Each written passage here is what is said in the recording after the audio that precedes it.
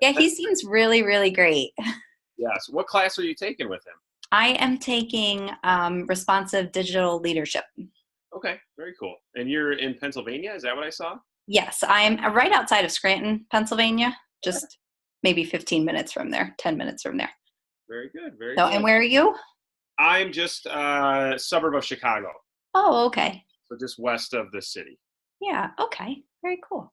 Um, this doesn't have to be long. He only needs even a 5 or 10 minute interview, he said. So Okay. I'll just take a little bit of your time. I just have a couple of quick questions to ask, and hopefully you can give me I'll all the make something information up. I need. Okay.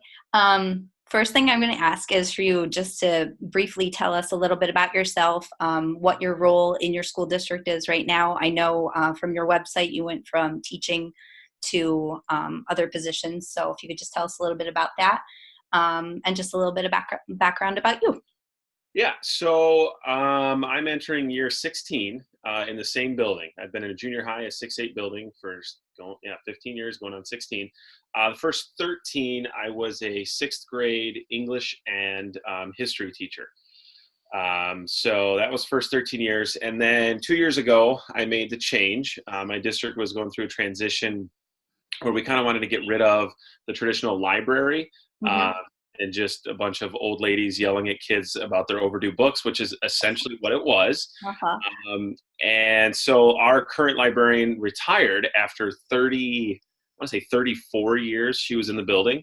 And the one previous to her was there for 37 years. So I'm actually the third librarian in my school's history. Oh, that's amazing. Yeah. So the new position is we're calling them learning commons, and this was a K-12 initiative to be more than just the library. So we still have the library, we still have books, we still do literacy and all that stuff, but the learning commons incorporates the makerspace. It incorporates the video production lab. I do professional development. I kind of have a billion things going on at one time. So when they created the position, I kind of had a conversation with my principal. I said, all the stuff I love doing in the classroom, but no parents, no grades, none of that stuff. I said, you know what, let's give this a try. Yeah. So it's been good. So that's what I've been doing for 2 years. So I'm entering my third year. That's kind of the gist of it. I don't know what else you're looking for in That's good. particular. That's good. Okay. I'm interested in the maker space that you have Okay. primarily. And what my question is I'm a little bit of a, I guess, unique situation as well because I'm an art teacher. I'm not a classroom teacher. Okay. So I'm hoping at some point to bring this into a space where we're already creating, we're already in that mindset. But a lot of it is guided creating and it's very set up. It's very, this is what we do. This is when we do it. This is how Yeah. and I'm wondering what your advice is maybe on how I get my students into that mode of wanting to create on their own and wanting to have that initiative to, play around with different things and create something by themselves. So what age group are you primarily working with?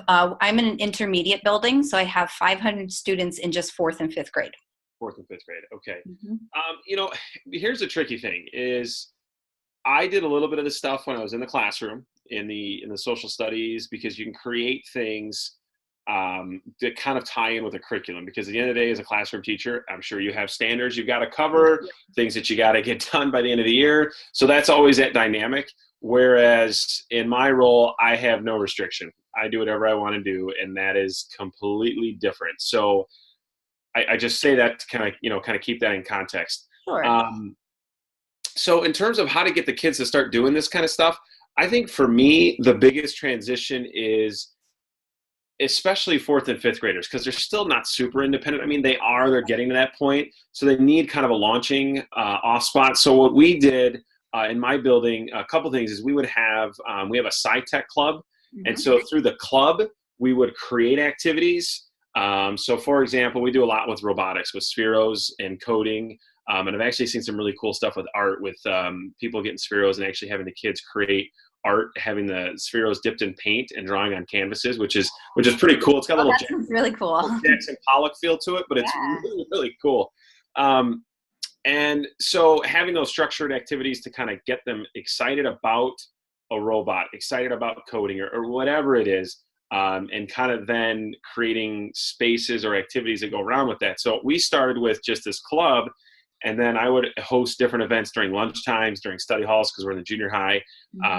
And one of the things that I had to figure out real quick is not every kid wants to do this. Right. You know, when we hosted a battle bots tournament where kids design battle bots to battle. Not everybody wants to do that, and that's totally fine. Right. And so we just try to keep a variety of things going. And I think one of the biggest hangups for kids is that in school they're so used to being told exactly, all right, here's your rubric, here's your parameters, this is what I'm looking for. And kids get real good, especially by 4th, 5th, 6th grade, of just doing what we want them to do. Right. And so the more times we can provide an opportunity where we're just gonna say, hey, we're gonna throw out 4 drones, go crazy, see what you can do with them. And they're not used to that. And the more times we can do things like that, I just think it kind of builds that mentality within them. Okay. That was actually what I'm going to have an art club this year for the first time.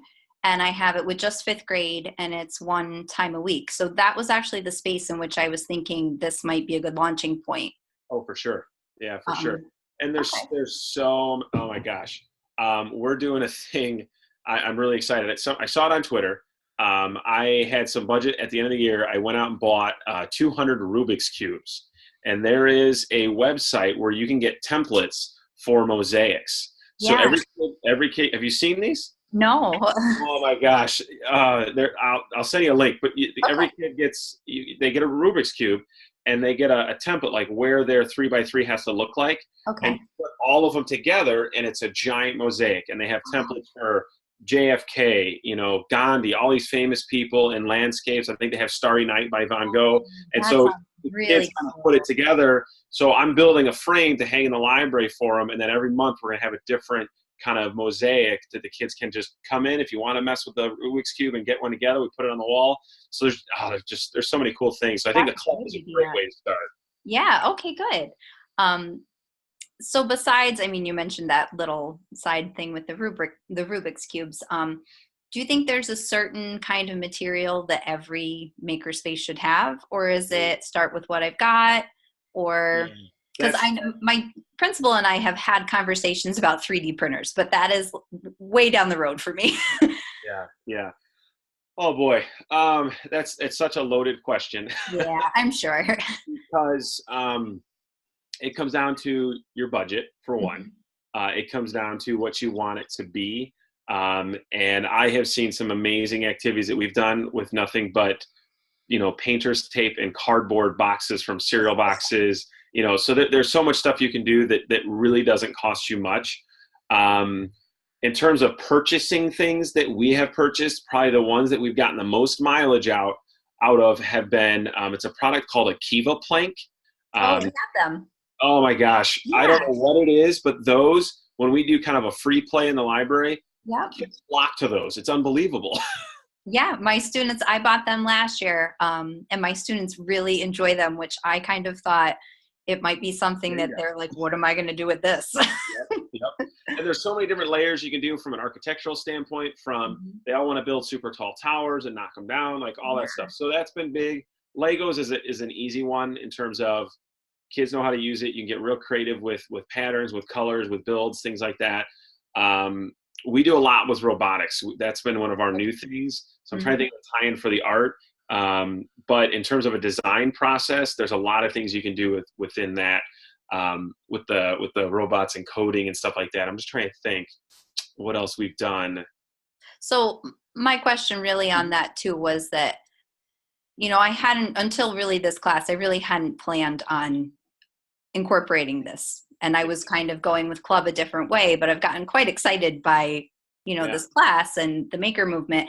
And so I don't have anything budgeted, but I have, tons of extra things laying around the room. Sure.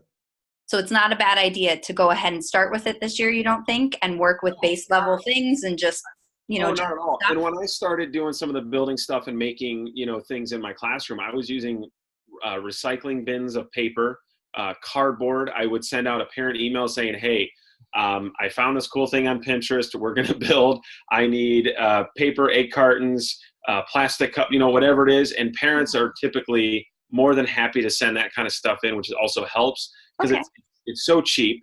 And on my website, I do have a section on my maker resources, and I do have like a list of things broken down. I don't know if that's helpful, but I tell you, cardboard is the number one easiest thing. There's so much you can do with it. We always show the kids the Canes Arcade. I don't know if you've seen that clip. It's kind of this boy. Shoot, he's probably 6 or 7. His dad owned an auto body shop and had all these cardboard from all the parts. And the kid built an entire arcade in this front of his dad's auto shop. And kids and adults came and played. It's worth looking up Cane's Arcade. It's worth your 10 minutes of a video. So yeah, cardboard. I can't say enough about that. There's so much you can do with it. Good. All right. This is actually a great starting point for me. So I think we're good. And again, I appreciate your time so much. It was, last minute, and you fitting it in before travels. That was so nice of you. It worked out well. And I honestly, if you have my email, if you're looking at something, you have a question, just email me. Don't worry about it. I love helping anybody that likes doing this kind of stuff. So. Oh, thank you so much. All right. Well, it's very nice to meet you. You as well. Take care. Okay. Have a good night. Yep. Bye-bye.